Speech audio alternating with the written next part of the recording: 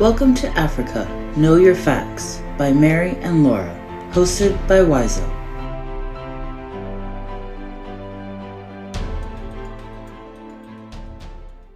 Okay, welcome to our next podcast, Africa Know Your Facts. Again, my name is Mary, and I have my friend here. Laura. I am Laura. Okay, so today we're going to go through the same process as we did last time. I'm going to have my friend ask questions, and I'll try to respond to them, and then we can have a conversation as we go on. Thank you. Hey, well, Mary, it's a pleasure to be back again to Africa Know Your Facts. And I think it's so important for us to know our facts, our African facts. I have a question for you.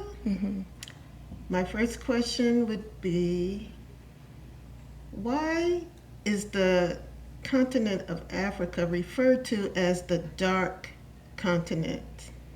Yeah, very good question. So Africa has not been part of history.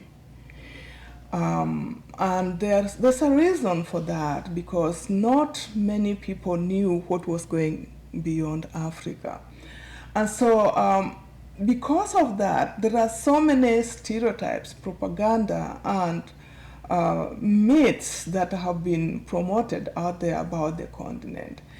And part of those mythologies essentially are about just misunderstanding what Africa is all about, or some of the assumptions that are based on certain mindset that, can be explained in other ways. But the misconceptions that have circulated about Africa are essentially about just ignorance. People don't really know and have sought not to want to know what Africa is all about. As I mentioned in our last podcast, if you remember, we talked about Africa as being perceived as a jungle. Yes. And there's that mindset of assuming that there isn't much in Africa except it's a continent that has a lot of wild animals, and that the human beings live with wild animals, which is not true, because only 5% of the entire continent is actually jungle. That's amazing, because I never knew that before. Everything that I hear on TV and in books makes me think that there are wild animals all over Africa. Yeah, and that is just, again, because people really never took time to go and see what actually is in Africa. And so there's these misconceptions, and some of it because the history of Africa is not taught in schools. People cannot change their minds unless they really know the truth about Africa. And of course, that's part of the reason we are having this podcast, to try and elaborate on those particular questions. So Africans have been depicted in many, many ways as savages, as uncivilized, as primitive people, or barbarous people who engage in activities that are not human, sometimes.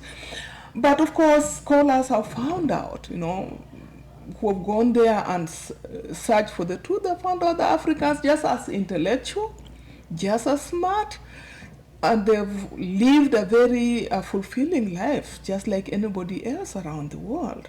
So all it takes is go see for yourself what is actually in Africa. But of course, misrepresentations about Africa have been influenced by mindsets that and the theories of some of the explorers who visited Africa. And those are explorers, remember. So those are people who are not really interested in knowing the facts. So they just went there and wrote certain books about Africa, and some of those books were essentially, the stories they told were not true. And then, of course, we have certain anthropologists who went there and they didn't really care to do research, to go into the communities to actually understand the African people before they wrote about them. And so they wrote stories and books that were essentially erroneous, not true. And so for that reason, we find some of the white Europeans who really said stuff about Africans and Africa that was not true. For instance, there are certain Europeans who said that Africa has no history, just because they did not really know about the history of Africa. Most people who engaged Africa, they engaged it around the Mediterranean area. You know, they knew a lot about Egypt. They knew about the surrounding areas that are around there, but they did not know much about the sub-Saharan Africa. And so because they never really traveled beyond Egypt, beyond Sudan, they didn't know what was beyond there. And so they essentially didn't know what to say about Africa. Another misconception is that Africans are all dark-skinned. Yes. Not true. Yes. Not true. Africans have different skin tone colors that vary. In fact, there's an image that I saw on the internet the other day just showing how the varied skin color of Africans are. So there is that assumption that all Africans are dark-skinned. And that's what makes Africa such a beautiful continent. Because of the diversity, Yes. diversity of literally everything, you know, Yes. languages, food, culture, ethnicity, the way we look are very different. If you go to the southern part of Africa, we are very different from the people who are in the northern part or people who are in the western part. We are all different. And sometimes we all come with our different accents. Yes. And we love those because they give us that identity of who really we are, you know, and we want to appreciate that because we speak in different languages. And those languages, when you speak in English, for instance, I mean, I bring my accent with it. So it's kind of like how it is here in America then, how the northern part of the country, people speak differently with different accents than the southern part. That is correct. Yeah, even though they don't sometimes notice it. Yes. Yeah, because coming to America, I remember everybody kept asking me about my accent. I'm like, you know, you have an accent too. Yes. You have an accent because I can't even understand what you're talking about. So we all bring our accents to bear on reality because of how we've been brought up and the Yes. languages that we've lived with. And so you're right. I mean, we all bring different accents to our different situations.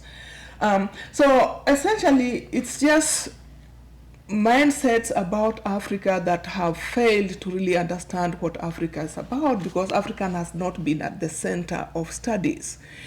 Knowledge about Africa has not been taught in in many universities.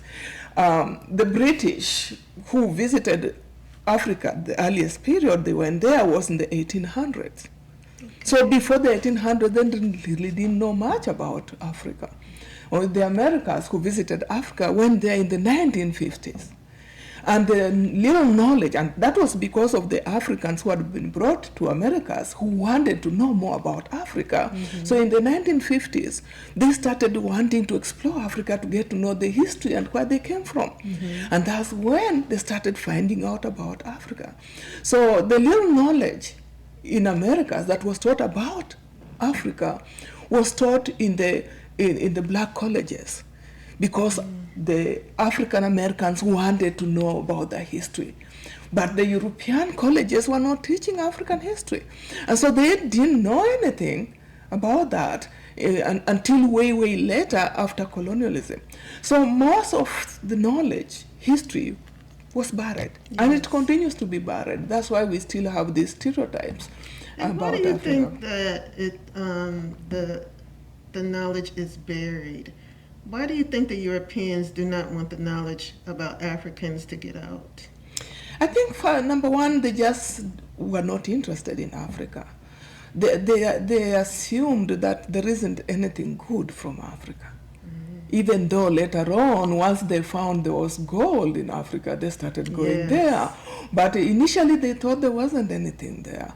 But the Portuguese were the first people to discover there was gold and other minerals in Africa. And once they discovered that, then the Europeans started going to find out what, and that's how colonialism came. That's how they started creating colonies in Yes. Africa, because they started grabbing whatever they could grab once they discovered what was existing there. So knowledge is very important, getting to know the facts and why Africa was perceived as the dark continent, which is because they didn't have any history. They thought Africa was Egypt. And actually, they thought Egypt is not part of Africa. Believe it or not, when you read the Bible, and when Mary was pregnant and they had to go to Egypt to hide, they didn't assume that Egypt was essentially part of Africa. They didn't know that. So there are this propaganda that is put out there, and I think we want to encourage everybody, please do your research. Yes. Get to understand the truth, and don't just follow into these stereotypes that people talk about without really doing your own research to understand what it's all about. So so those misconceptions about Africa is what essentially has brought about perceptions about Africa as a dark continent.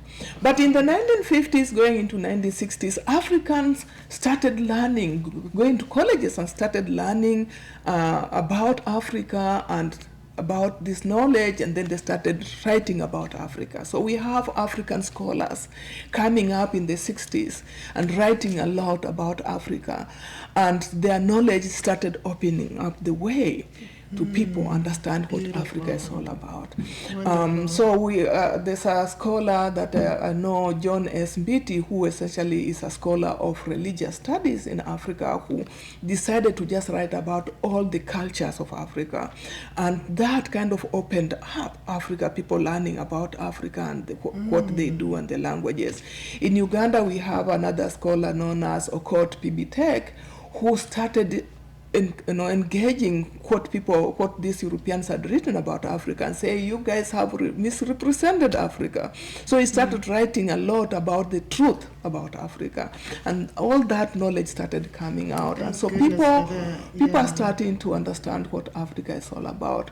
And quite often it's the insider, you, the owner, is going to tell the truth about your own culture and about your own continent much better than somebody else coming to tell your own story. Thank goodness for those African scholars. Yeah. Thank goodness. So again, that's part of the question that, of course, we are going to address today. Okay. So, well, you have another I question? have another question. Okay, please do. I'm curious about, were there Africans that journeyed outside of the continent? Did they go exploring in other parts of the world? Africans have traveled far and wide. And that's another history that people don't really talk about. In our first session, you remember we talked about how Africa was the origin of humankind. Yes. So that explains the fact that if humans started in Africa and they are found everywhere else around the world, they must have left the continent. Yes. And so they did leave the continent in search of various things. Now, when we talk of movement, those journeys from Africa, they happen in different ways. There are journeys where Africans just explored as well. Just like Europeans were exploring Africa, we had Africans who were traveling out of the continent and exploring different parts of the world. Yes. There was a time Africa was connected with Spain. And so the migrants from the continent just crossed into Spain, and they lived in Spain for a very long time. Now, if you look at Spain and you see there's the African kind of culture there, it goes back almost 70,000 years ago when they just traveled and migrated and went and settled into Spain. And then other groups went and settled in Asia. And they also just migrated like that. Just to backtrack a little bit, the concept of migration is not new to Africa. Africans have always migrated from place to place. I think we also mentioned that in our last session, Yes. where Africans, because of the different languages, they settled in different communities, and therefore you find the same language being spoken in different parts of the continent because of that migration. And so they made various journeys and settled across the continent and went beyond. So we have Africans who migrated to Australia, Africans who migrated to Asia, Africans who migrated to Middle East, Africans who migrated into the Americas, into New Zealand, into other parts of the world. So they've made all these journeys. And most of the reason they made the journeys were because of survival. Okay. They were, when the drought and climate change forced some of them to migrate in search of a good place to live, maybe a good place to plant crops so that they can survive. And so drought made them move around and travel around. But of course there are other journeys that they made, and these were coerced or forced journeys. And the forced journeys are the most sad to talk about, because we know about the transatlantic slavery, where, of course, after the Europeans established colonies in Africa, they came to Africa and they took people, a lot of people from the continent to go and work in the plantations and help them with the forced labor wherever they took them. And those who were forced, the Africans didn't want to leave, but they were forced like that. Now, the forced journeys were brutal because the way they were carried out was brutal. And some of them were for very flimsy reasons.